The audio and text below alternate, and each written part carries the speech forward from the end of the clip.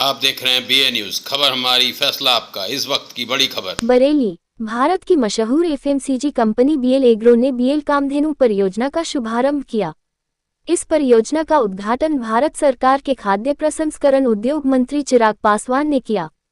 ये पहला मवेशियों की आनुवांशिकी, दूध उत्पादकता और समग्र पशु स्वास्थ्य में सुधार के लिए अत्याधुनिक प्रौद्योगिकी और वैज्ञानिक प्रगति का लाभ उठाकर उत्तर प्रदेश में डेयरी और पशुधन उद्योग को बदल देगी।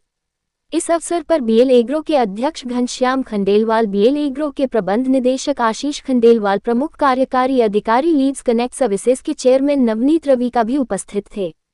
BL एग्रो के प्रबंध निदेशक आशीष खंडेलवाल ने कहा कि हमें ये बताते हुए खुशी हो रही है कि BL एग्रो कामधेनु मवेशी प्रजनन और डेयरी प्रौद्योगिकी में सर्वोत्तम प्रथाओं के अनुसंधान, प्रशिक्षण और कार्यक्रम के लिए केंद्र बिंदु के रूप में काम करेगी। परियोजना में शुरुआती निवेश 1000 करोड़ रुपए है और पूरी परियोजना में पूरी क्षमता पर आने पर 3000 करोड़ रुपए खर्च करेगी।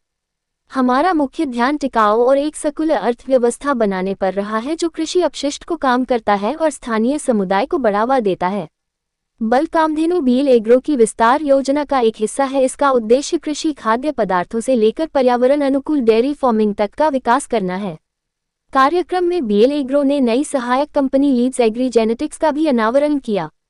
ये कंपनी पशु अनुवंशिकी, पशुधन सुधार, प्रौढ़ प्रजनन, फसल जिनोमिक्स को बढ़ाने, टिकाऊ और पारंपरिक प्रजनन की दिशा में काम करेगी। BL कामधेनु मवेशी प्रजनन पर ध्यान केंद्रित करेगी। BL एग्रो के CEO नवनीत रविकर ने कहा, प्रारंभिक चरणों में BL एग्रो दल कामधेनु अगले 2-3 वर्षों में 5000 स्थानीय किसानों को लाभान्वित करेगी।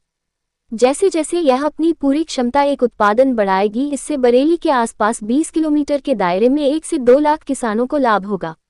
BL एग्रो स्थानीय समुदाय को उच्च दूध देने वाली गाय बेचेगा और बेहतरीन गुणवत्ता वाला चारा उपलब्ध कराएगा तथा किसानों से दूध वापस खरीदेगा।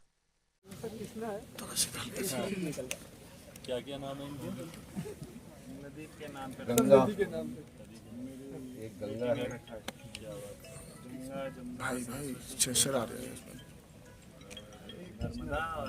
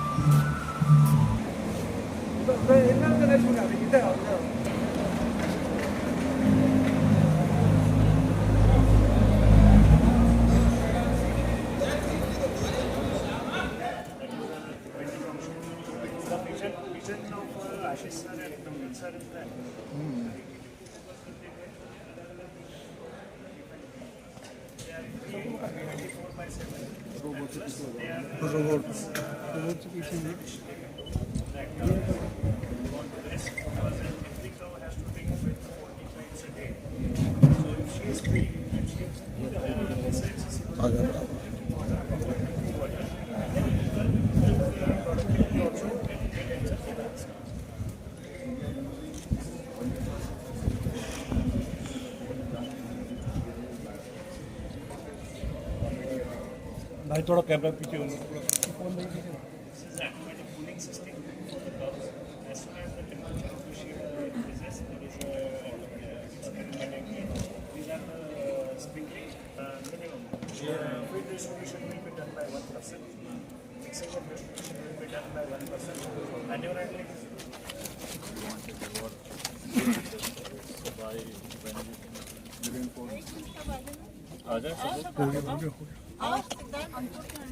अंकुर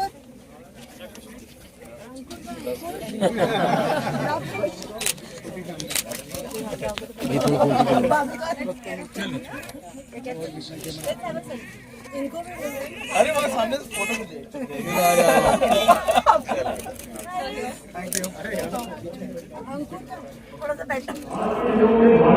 खंडेलवाल साहब, मिलावट बड़ी समस्या बन गई है, तो किस तरीके की आशावादी निगाहों से लोग आपकी ओर देख रहे हैं, किस तरीके से खड़ा उतर रहे हैं? देखिए, मिलावट जैसी चीज़ कोई है नहीं थी। ये 1999-90 के अराउंड अबाउट थी, अब नहीं है।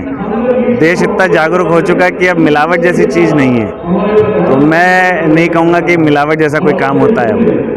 आज जो उद्घाटन हुआ है, किस चीज़ का उद्घाटन हुआ है और कहाँ से गाय आई है और किस तरह से क्या?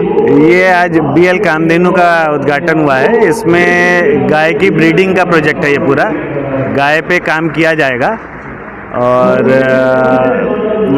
उम्मीद ये है कि 3 साल 3.5 साल इसमें लगेंगे। रिसर्च है, ज़्यादा रिसर्च है, तो 3 साल बाद ही ज़्यादा बेहतर बता पाएंगे। कार्य की जाएगी और कहाँ से गाय? इसमें बेसिकली गाय का जो दूध है उसको कैसे बढ़ाया जाए उस पर कार्य करना है।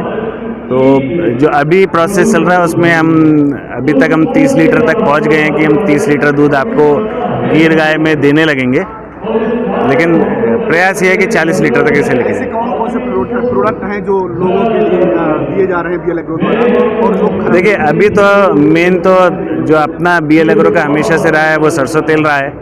फिर अभी दाल दलहन तिलहन इन सब पे काम किया है 3 साल में, और जो अब नया आएगा वो गाय का है। हमारा गोवंश के लिए आपके पास कोई योजना है क्या? सर देखिए, अभी ऐसा सच नहीं है, प्रयास करा ज़रूर गया, लेकिन कहीं ना कहीं सपोर्ट नहीं मिला।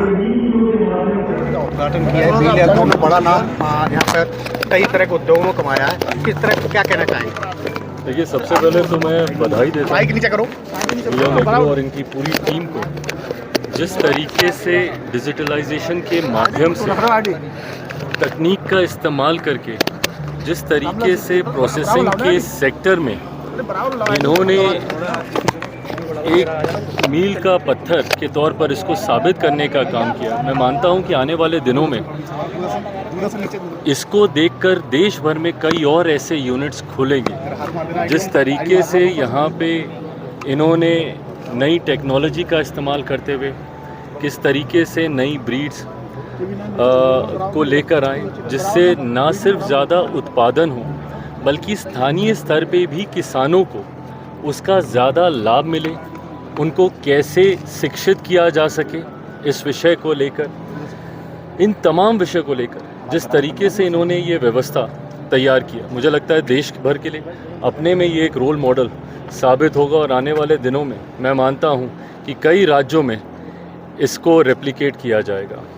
चिराग, बिहार में जैसा कि चुनाव होने वाले हैं, चिराग जो है मोदी के हनुमान बने थे, क्या मानते हैं नीतीश के हनुमान बनेंगे? मेरे प्रधानमंत्री जी के नेतृत्व में जिस तरीके से केंद्र में तीसरी बार सरकार चुनकर आई है, ये कहीं ना कहीं देश की जनता का विश्वास हमारी सरकार मेरे प्रधानमंत्री के प्रति दर्शाता है।